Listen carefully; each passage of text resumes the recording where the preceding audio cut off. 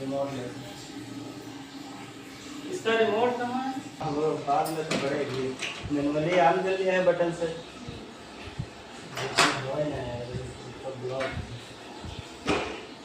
चलो